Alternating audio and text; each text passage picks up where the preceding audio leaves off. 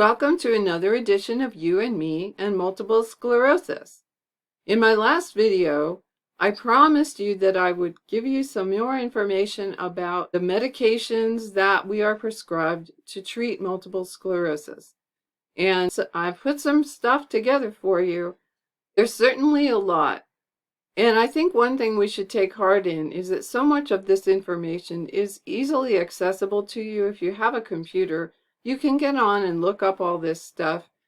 But I also want to caution you that nothing you find on the internet, no matter how authoritative it is a substitute for consultation with medical professionals who know you personally and have seen your test results and your MRI results, talked with you about your risk tolerance, plans, whatever. It's so important that that's where you get your final advice on what medicine is right for you. But given all of that, let's go ahead and take a look. I found an article from the American Medical Association Journal of Ethics, of all things, that talks about how drugs get named. And, it might seem kind of odd that that would be under the Journal of Ethics, but when you think about it, this all got its root because of quackery, as they say, right? Snake oil salesmen and medicines that did not do what they said they were going to do, medicines that weren't even really medicines. So there had to be some organization that would take charge of naming conventions. And so as we see here, I can just read you the abstract. Since the 1960s, the United States Adopted Names Program has been assigning generic or non-proprietary names to all active drug ingredients sold in the United States. Pharmaceutical names are assigned according to a scheme in which specific syllables in the drug name, called stems, convey information about the chemical structure, action, or indication of the drug. The name also includes a prefix that is distinct from other drug names, and that is euphonious, which means it sounds good, memorable, and acceptable to the sponsoring pharmaceutical firm. Drug names are the product of complex multi-party negotiations in which the needs and desires of various stakeholders, patients, pharmaceutical firms, physicians, pharmacists, other healthcare professionals, and U.S. and international regulators must be balanced. Wow. It's kind of like if you were to name your child by committee, I'm thinking. Now, if I skip down here, in the United States, the Food and Drug Administration recognizes the USAN as the legal name for the active drug ingredient. So whatever that body that we've just talked about up here, the United States Adopted Names Program, in this country, whatever they decide is the name. That's what it's going to be. But outside the United States, the World Health Organization publishes recommended international non-proprietary names. So in other words, the INN is the equivalent of the USAN. But if there's a disagreement, it does say here that the USAN and the INN programs work together to ensure that generic names are the same inside and outside the United States. There are some legacy drugs for which that isn't the case, but they are few and far between. And if you scroll down further, there's a section in here that talks about what the names actually mean, and you're welcome to read through all of that. I think that it's probably more detailed than we want right now. But speaking of more detail, here's a page from the AMA, the United States Adopted Names Approved Stems.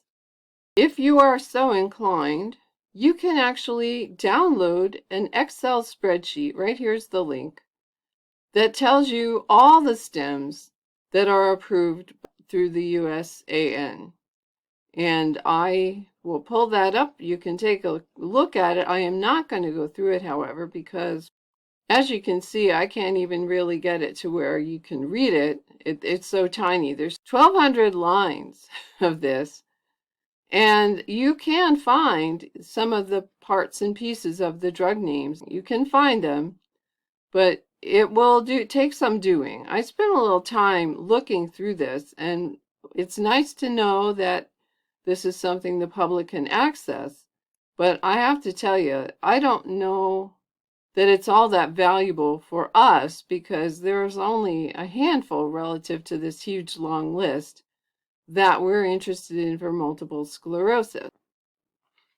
Well, I did find two in this long list that are very common among the medications that we use for MS these days. On line 676, we have the suffix IMOD, and that stands for immunomodulator. So fingolimod or siponimod, those are immunomodulators. And what that means is a molecule that acts on the pathways that regulate the immune system's activity. It isn't just in multiple sclerosis that we would see these kinds of medications, but that's certainly become a major treatment pathway for multiple sclerosis. And then on line 819, we have the suffix MAB, which stands for monoclonal antibody. And so that would be something like ocrelizumab.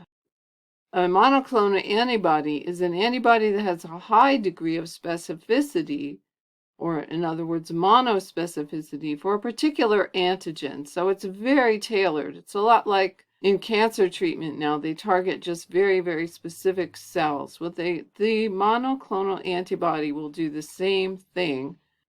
This is very much cutting edge in multiple sclerosis treatments these days. You might also be able to find other medicines that you either take or someone in your family takes. Just remember that it has to be the non-proprietary name, not the brand name, because brand names are set by the company and they could be totally different from what the actual chemical is.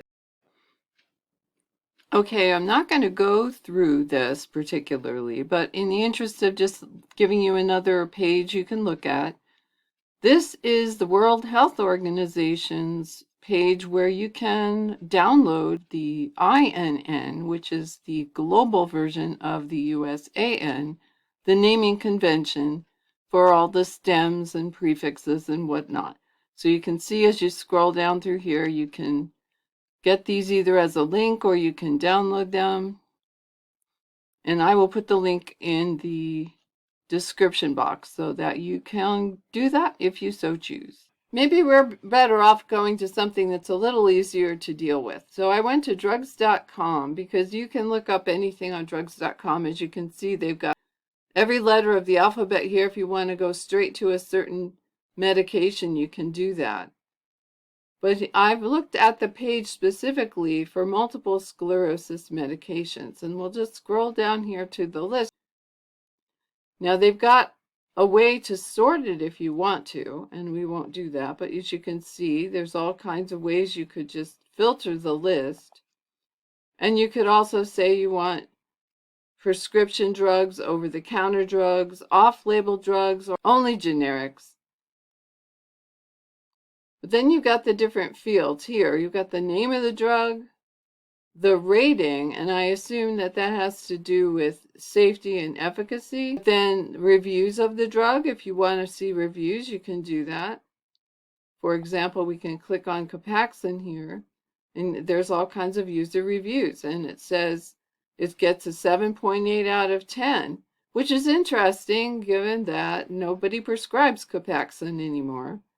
But I do have to say I'm very grateful to know that having been on Copaxone for 10 years, over and over I see that Copaxone is rated as the safest of all the MS drugs. So I was on it for 10 years. It may or may not have done me any good, but it certainly didn't do me any harm. So that's nice.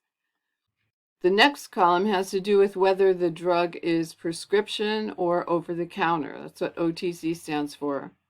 Now, it took me a while to realize that you have to hover over the little thing to get it to tell you what it's about. So for this one, it gets a C, pregnancy category C, risk cannot be ruled out. So that sounds like it's not a particularly safe drug to take if you're pregnant. Down here, here's one that's got an X, pregnancy category X, contraindicated in pregnancy, so that's really bad. So I guess the higher the grade, the safer the drug is in pregnancy. And then, is it a controlled substance? That's what CSA stands for. So this is a simple yes or no in this one. And then alcohol is the final column. So there's X's in the columns, or you shouldn't be drinking when you're taking this drug. The other thing I want to do is just come over here to one of the drugs. Let's just pick Ampera. You click on that, and now you're at the page that talks specifically about Ampera.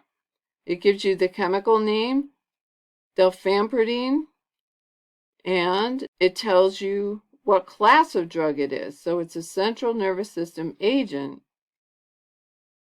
And there's all kinds of things you can click on: uses, warnings, dosage, what to avoid, side effects, interactions. It tells a little bit more about what it is. It's a potassium channel blocker, and there's warnings, etc. How should I take it? Drug information, side effects, further information. So there's a lot of information in here. And this would be true of any of the drugs on this list. So pick whatever one that you take. As you can see scrolling through here, probably every medicine that is specific to MS is on this list. That you may be on some other meds for secondary MS symptoms, but if it's prescribed specifically for MS, it's going to be on here. Now, the next site I wanted to look at was from the National Multiple Sclerosis Society. They have a page specifically on medications for multiple sclerosis. So why don't we scroll a little bit through here? They've grouped the different medications into the way they're administered. So there's a section here on injectable medications, and then a section on oral medications, and then finally a section on infused medications. I think we all know what those are. The injections are do it at home. So it's a syringe filled with the medication and you give yourself the shot. And the oral medications are in pill form. And the infusions, you go into the facility and they set you up with an IV and you sit there while the medicine is infused into your system. So again, you can look at any of these and click on them to see more information about them. Let's just go down to Aubagio. It gives you the chemical name as well as the brand name. If I click on Aubagio, it gives me basic information about the medication. Tells me even whether there's a generic available, which is nice. And then there's a description, and there's even a number for financial assistance if you're prescribed this medication, but your insurance doesn't really do a good job of covering the cost. As you well know, these medications are pretty expensive. And then the other thing that's kind of nice is that there's a video that you can click on for every one of these that basically says what you need to know about whatever the medication is. All kinds of information about every one of the MS drugs. Another site that gives us a lot of good information, and a little bit differently perhaps, is Healthline, and I went specifically to their page on multiple sclerosis drugs. And as you can see here, there's disease-modifying therapies they cover, injections, infusions, oral medications, a section for children, relapse medications, drugs for MS symptoms and complications, and then finally talking with your doctor. So if we scroll through here a little bit, there's the fast facts section is just basically showing you what drugs have been approved by the Food and Drug Administration in the United States for the treatment of multiple sclerosis. So you see all listed here. And then you can scroll down further and get more information about each one. So I won't spend a lot of time here, but I just wanted you to see how they've organized things. There are sections for different medicines, and each medicine that is listed They talk about the history, they talk about what it is, they talk about what it's for, what kind of MS it's for, and they talk about how it's administered, what kind of dose. So as you can see, like with Tisabri here, it's an antibody. This is how it works. It's used for relapsing and secondary progressive MS, and it's administered as an IV infusion. So yeah, just keep scrolling through here till you find the one that you're interested in. There's all kinds of information here, and I like the way it's laid out. It's really pretty easy to follow. It's very consistent. Each entry contains the same kinds of information, so it's pretty easy for you to use. Here's a section that is useful, I think. Medications to treat MS symptoms and complications. So you can cut right to the kinds of medications that treat whatever particular symptom you are finding particularly bothersome. So there's some for walking, muscle stiffness, spasms, fatigue, dysesthesia, depression, constipation, bladder dysfunction, sexual dysfunction, and then finally, of course, talk with your doctor. And I will put the link down below. And then finally, I wanted to show a site that you've seen before if you've watched my video on exercise. It's the Multiple Sclerosis Trust, which is a site out of the United Kingdom. I just really like this site because it's just very clean and well organized, and it's got very useful information. As you can see, the categories of information include just general information about what is MS and information for the newly diagnosed, and then the symptoms that you might have, services near me, research, living with MS. The one I'm going to take a look at here today is this MS treatments one. That will give us the same kinds of information that we've been seeing in other sites. Now, in the United Kingdom, what we refer to in the United States as disease-modifying therapies, or DMTs, the United Kingdom refers to them as disease-modifying drugs, DMDs. So not a huge difference, but just something to notice. And then, as you can see, there's a number of topics that are going to be covered, and you can click on any of these and jump right down to that if you want to. But as you keep scrolling through here, you're going to see the drugs that are approved for use in the United Kingdom, and the list looks pretty familiar, right? It's pretty much the same list that you've been seeing in the other sites that I've been showing you. And if you click on any one of these, let's just pick Galenia this time. Click on any one of them and it's going to give you some information. And there's the basic information that's probably going to be on every single one of these as you click on it, right? What is it used for? Who can take it? How do you take it? What side effects? How does it work? And the research involved on it. Here's an interesting part of the site that we can click on. The MS Decisions Aid, or the tool. Here are the instructions for how you use it. So basically you find the country you live in, and again, this is going to be if you live in the UK. You just check some boxes to narrow down the drugs that are displayed based on the criteria, and then you can click on the drug's name to use to view full details. So see, as if you live in England, Northern Ireland, Scotland, or Wales, this site will work for you. Another part of the site that I thought was interesting was the treatment finder. And what you do with this is scroll here until you get to these symptoms, and then you can check the box or boxes. Let's just do one so that we're not confused. And here's the list of the different treatments for balance problems. And then, of course, you can click on each one of these categories, like horseback riding, so then it can tell you all about that. It goes beyond the list of medications that we've been dealing with in most of the sites we've looked at so far. And that is not to say that those other sites don't also contain this kind of information, but I found it particularly helpful, the way they had it laid out here. So again, I'll put the link to the page in the description box below, and you can have fun exploring this page. Well, there you have it. The once over lightly of a whole lot of stuff.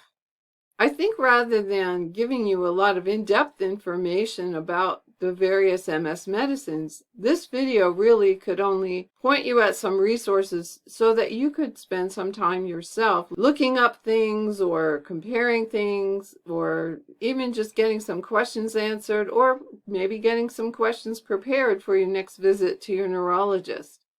If it was helpful for you in any way, then I feel like it was time well spent for me to put this together for you. And I'd love it if you'd leave me a comment and just let me know. Is this too much information? Is it the wrong level of information? Are you interested in my doing some videos that would go into a little more depth on maybe the three main kinds of MS medicines, the infusions, the oral medications, the injectables? I would be happy to do that. Just give me some idea of what you're interested in. I really do look forward to hearing from you. Take care, and I will see you again in my next video.